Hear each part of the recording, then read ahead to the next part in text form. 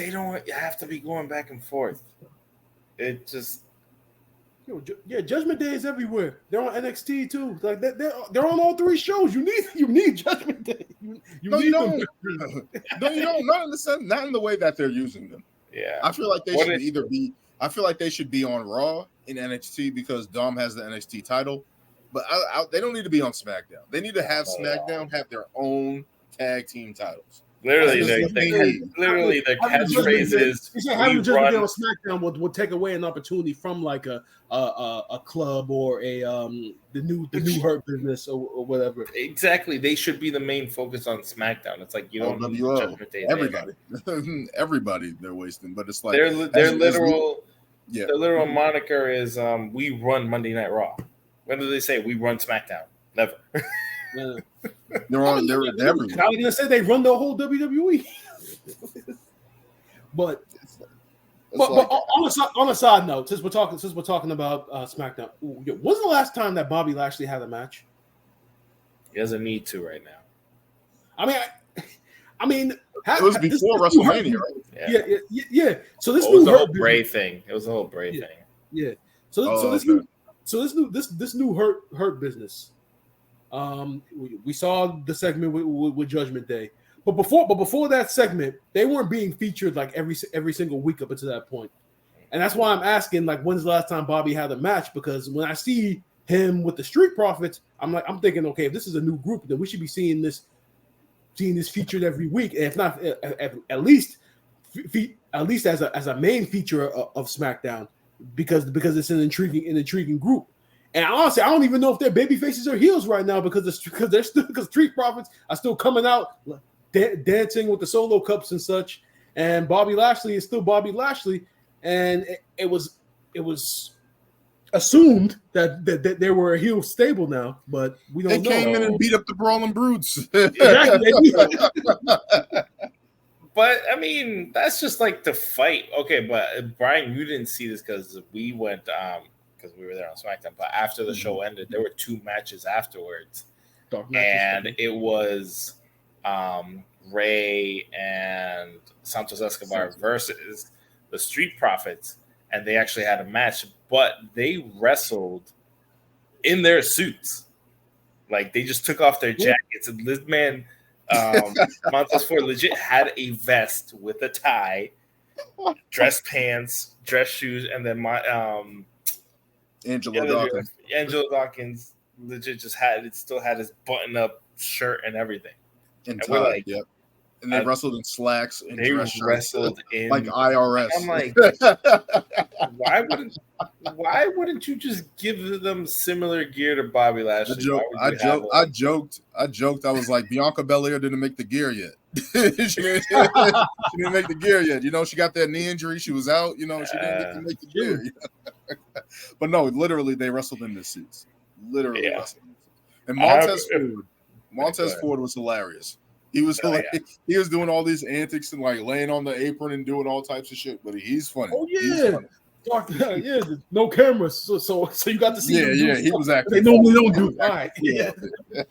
And then we saw Cody destroy Dominic in like 10 seconds. they had a match for like a 10-second match. It's funny because that just made me think about all the stuff. It's like, is he getting traded? Why is he on SmackDown wrestling a dark match? Why is he? At this point, it's too little, too late. I mean, if Cody ends up getting traded to SmackDown, then yes, in my opinion, wouldn't common sense say that he immediately has to go after Roman? Then if he's traded, no, because WWE has been derailing this thing. He's going to face L.A. Knight. No, he's a baby face. You can't have 2 baby faces go at it. They're going to go at each other. 2 bulls in the horn. Who's the hottest? Who's the hottest guys in the match right now? Unless it's a number 1 contenders match. Oh, yeah. By the way, they're going to do something like that. Yes. There was a backstage segment with Paul Heyman and L.A. Knight. Yeah. And if that's who the next challenger is, I'm thinking to myself, oh no, not now. It's too soon. Exactly. It's too soon. They didn't. I've been saying this. I have been saying this. I have been saying this forever.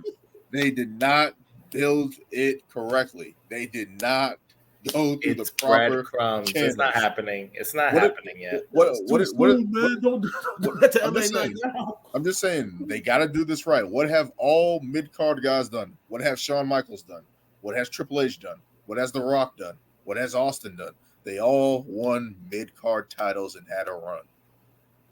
That is what they need. That's what they who out of those guys who are great and build themselves up into the next level, they all had a mid-card title. That is what LA Knight needed. So if they're sprinkling these breadcrumbs or whatever the case may be, Roman has been off TV, we're doing this thing with Jimmy and stuff like that. And LA Knight, the way that they're going to try to rocket this to the forefront is the Rumble. If they're building LA Knight for the Rumble, I'm fine with that because it's like that's finally a problem. He agrees. I'm just saying, just to save LA Knight, because right now, if he goes around and then all of a sudden he's in the title picture out of nowhere, like, come on now, like, as I said last week, he's beat the Miz, who's 2-36 on the year right now. And so, okay, see, and this is what I would say. If they were to set up LA Knight for the Rumble, just do this whole you can't not be doing. You got to get rid of the storyline. Crap. No, I'm not saying no. I'm talking about the bloodline storyline. I'm talking about the bloodline. No, I know. I'm not. This is not what I'm saying. I'm saying if you have LA Knight win the Rumble, and you already have all this trade shit going on, Cody. I'm sorry. They can easily come up with some bullshit, whatever, for Cody to just be on SmackDown at this point, because the brand split is not a real thing. People are just getting traded willy-nilly. You're telling me you can't finish a story and be like, hey, Cody's on SmackDown. Set that up for the rest, and then if LA Knight wins the Rumble, he can just go after whoever has the world heavyweight title. He doesn't have to go after. Even though I'm fine with the LA Knight build towards the Rumble, Cody Rhodes has to win the Rumble in order to go to SmackDown. There is nobody. You're trading people right now. Why does it have to be the Rumble? As I said, looking at the SmackDown roster, who are you trading for Cody Rhodes? Nobody. No, there's nobody of equivalent value as Cody Rhodes to trade for. There's nothing there. There's nothing there. Bobby left. They'll find some bullshit loophole but then again, Cody was the one that got Jay, so that doesn't make sense for him to be the one that was traded. But then again, this is WWE. Yeah. It's happening. I think it's happening. They're gonna have. Why can't he just pull a fast one and be like, it's actually me getting traded? I just don't. I think they're gonna drag it out. Because the way Cody's coming out with his promos every week, and it's like he's not necessarily coming out on SmackDown every week. He had a dark match, but in terms of what Raw is doing, it's just like he's not really wrestling. He's really just kind of talking about his future a little bit here and there, and it's like, dude, are you actually going after somebody, or like, because he can't challenge for the title right now because Seth Rollins is in a feud. He's not going to be battling the Judgment Day clearly. It's like, what's going to happen? Tag team. They are trying. They are desperately. Cody's another guy who's in limbo right now, and he shouldn't be because he's the top draw. But he's another guy that they are trying to buy as much fucking time as possible because of your prediction of what you want to happen, at least of him winning the Rumble. He's got to win the Rumble. At least WrestleMania. We all agree it should be. I'm just saying those tag team titles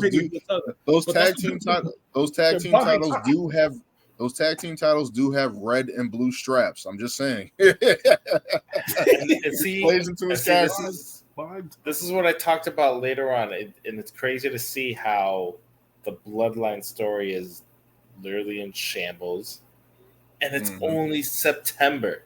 We literally still got so much time till WrestleMania. Who killed the Bloodline storyline? Because when Paul Heyman said, "Oh, we're only in the third inning of this Bloodline story," Was it after SmackDown? Was it after SummerSlam or? It was after SummerSlam. Who was the person that came out and said they don't? It was Kurt Angle, right? He's like they don't. Yeah, it was Kurt Angle who said that. Yeah, I was going to say that earlier.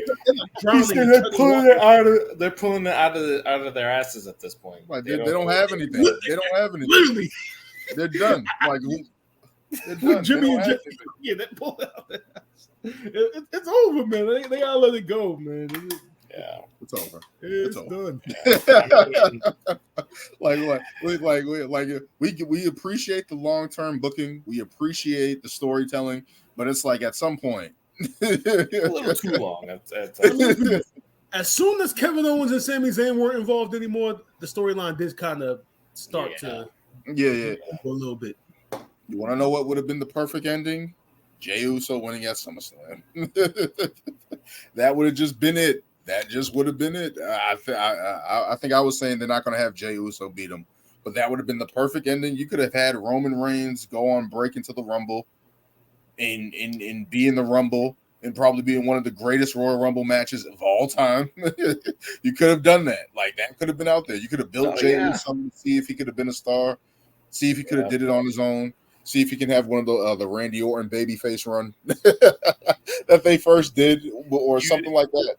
And that's the thing. You either could have had Jay win, then you could have had Jimmy turn out of jealousy. They could have feuded for a bit. Then you got Roman coming back, or Solo even, and then you could have whatever Jay and Roman at Rumble. He wins it back. Boom, WrestleMania. Cody and Roman. Like, I feel like that could have been the thing is that we always try to predict what's happening or like where's it going, but it's like the unpredictability of it is probably what they want, right? Like they probably want people to guess in the dirt sheets to be like, all right, this is happening.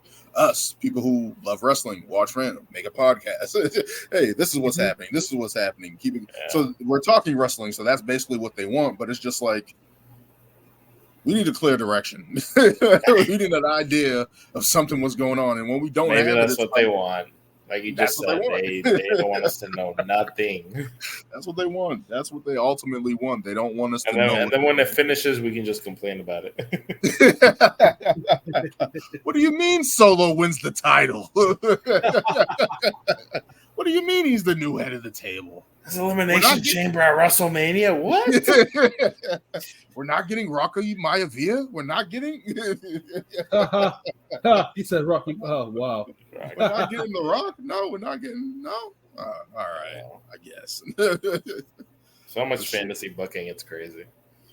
Fantasy booking, but no, like we definitely got to do Bayley versus Becky Lynch because I feel like that's something.